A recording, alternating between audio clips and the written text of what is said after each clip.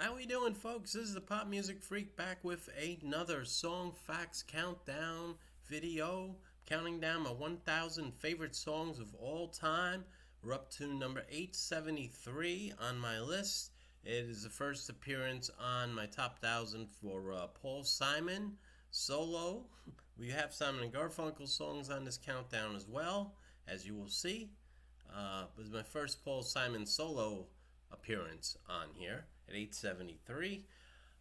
This is a song from 1977 that ended up being a big hit record.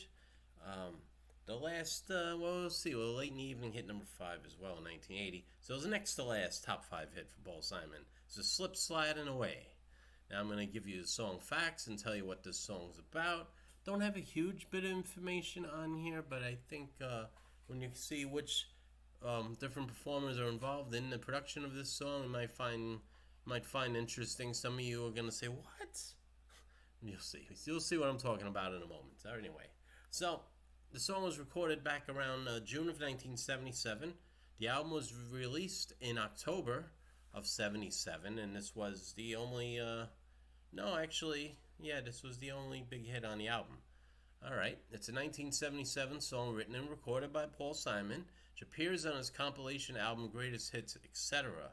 It was one of two new songs to appear on the album, the other being Stranded in a Limousine. So this was a Greatest Hits collection. So, alright. So it wasn't on a full studio album like the last album was still crazy after all these years back in 76. Alright. So, what's shocking to some people, especially country fans, may not know this, singing background vocals on the song, the Oak Ridge Boys. Yes, Elvira, American Made, Bobby Sue. Yeah, those of you down there, and the good old boys, you good old boys down there, down with the Oak Ridge Boys, they sang background on this song for Paul Simon. Yes, believe it or not.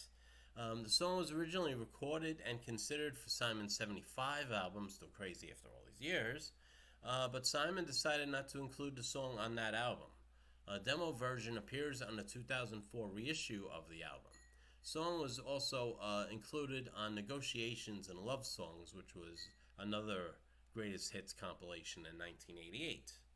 Billboard magazine found the melody to be catchy and the lyrics to be sensitive, thoughtful, melancholic, and evocative.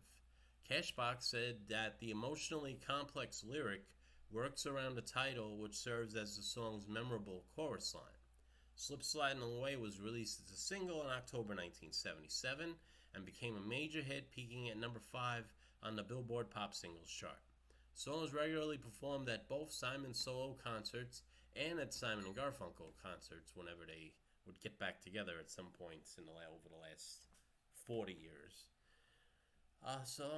There's not a lot to this. Something So Right was the B-side of Slip Slidin' Away. It was a song that was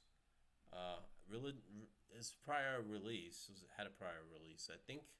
Not sure what album that was on, but I know it was on the Greatest Hits collection, because I remember liking that song and saying, this wasn't a single. This was a pretty decent song. It was the B-side of Slip Slidin' Away. Alright. In terms of personnel on the record, Paul Simon, vocals and acoustic guitar. Richard T. played Fender Rhodes. Anthony Jackson on bass guitar. Steve Gadd on drums, who was a known session musician, worked with Steely Dan and some other acts. Ralph McDonald played the tempo blocks, triangle, tambourine, and the shakers. You might know he had a track on the Saturday Night Fever soundtrack. So he was pretty popular at the time. He had some couple of memorable instrumental tunes. And then, of course, it says the Oak Ridge Boys on backing vocals, which shocked me the first time I found out. Because I knew the song Elvira, and I always used to get a kick out of that song. That didn't make my top 1,000, though. Some of you may be disappointed to know that. Elvira didn't make it. But next time around, when I do this again, maybe I'll be in a mood to put it on my top 1,000. All right. Anyway, let's look at chart performance. As I mentioned, it reached number 5 on the Billboard Hot 100. It reached number 4 on the Adult Contemporary chart. Number 36 in the UK. Number 15 in France. Number 5 in Canada. Number 27 on the Canadian Adult chart. And number 35 in Australia. Now for the year-end chart, 1978, Billboard ranked it number 48 for 1978. As the song reached its peak in December of 77 into January 78, they earned more points for the 1978 chart year. So just to explain why it was considered 78, even though it started moving up the charts in 77. All right. Certifications in USA, it was certified gold by the RIAA. Notable remakes. The only one is the Persuasions did an a cappella version in 1985, which I remember hearing and I thought that was really good, but it wasn't a hit material. Okay, so there we are. There's not much on here about this song, but it was a memorable tune.